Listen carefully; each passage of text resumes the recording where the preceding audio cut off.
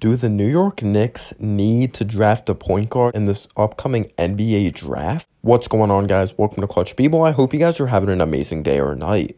As you guys know, the Knicks hold the 8th pick in the 2020 NBA draft. And the Knicks have been looking for that point guard of the future for a very long time.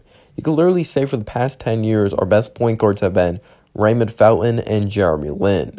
We have literally been solid at every other position, but it's literally our curse that you could say we haven't had a franchise point guard since Walt Frazier. Just think about that. It's like the Bears finding a quarterback, their franchise quarterback. But if you take a look at it, of course, LaMelo Ball, you could say, is the best point guard in this draft. You could say Cole Anthony. And by the way, when I'm saying these names, they're not in order. You have guys like Tyrese Halliburton, Killian Hayes. You have Kyra Lewis Jr. as well. But most likely, LaMelo Ball will be gone. Tyrese Halliburton might be gone because there are reports that came out that the Pistons are more interested in Tyrese Halliburton than Killian Hayes. It might be smoke, but who knows? Would you draft Killian Hayes if he's there at 8? That's the big-time question mark. He is really left-hand dominant, but he brings a lot to the game when it comes to his upside scoring ability and his ability to get out in transition and really facilitate, and he knows when to kick it out to the open shooter. He can jump on his passes. He's definitely a risky prospect. Tyrese Halliburton, this is not a roast towards Tyrese Halliburton. I think he could be a really solid point guard, but I want a point guard that could put pressure on the defense. I'm not saying he's exactly like Frank Ntilikina, but he can't shoot off the dribble at least on a consistent basis. He's definitely a guy that's good on the defense side of the basketball with his long wingspan, and he has a good passing ability, and he's good in the pick and roll, but he's more of a catch and shoot guy. That's why don't be surprised if the Atlanta Hawks go on to draft him and put him at the 2, because I really do think he's capable of playing the 2 alongside Trae Young, and he could take pressure off of Trae Young on the defense side of the basketball, and he could do a little bit of everything. But is Kyra Lewis Jr. really worth taking at 8?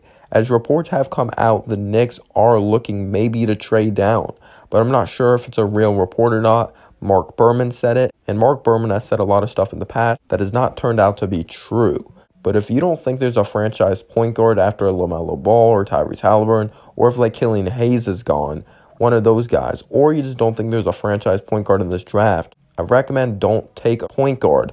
But then you can kind of be stuck in a scary situation. Yes, you can go on to take Cole Anthony, but do we really have enough faith we finally have that developmental team to really develop Cole Anthony? Yes, we talk about the flaws of Cole Anthony being very ball dominant, doesn't know when to kick it out to the open man, and how he's not the greatest on the defense side of the basketball. He doesn't really have the tools. But when you take a look at the overall talent, Cole Anthony is very talented, and if you can get those flaws out of his game, you may be looking at the best point guard in this draft if it all turns out well. As you guys know, Tom Thibodeau is a coach that when he goes to NBA teams, he makes them competitive right away. So do you guys really have faith in getting Cade Cunningham in the next draft, especially when we struggle to get top 3 picks on a consistent basis? But you guys do have to realize we had a 50% chance of getting the 8th overall pick. Cade Cunningham's projected to be the first pick in the draft and going to be one of the greatest point guards in literally prospect history. I don't think I have confidence of us getting the first overall pick. And who thinks that we're going to end up being in that position to get a top 3 pick? We might be more competitive than people think. I don't know. I may be really high on Tom Thibodeau and Mike Woodson and the coaching staff moving forward. Also, Kenny Payne from Kentucky. But it's really risky, the situation. Because do you want to take a point guard in this draft, go on to develop him, and have your point guard of the future? But it's not that easy finding the point guard of the future. There may not be that guy after LaMelo Ball. I'm not really sure. But then what if you're not bad enough to get a good point guard in the next upcoming draft? But draft stocks change a lot like crazy. If you guys enjoyed this video, be free to give me a thumbs up and click that subscribe button for more content.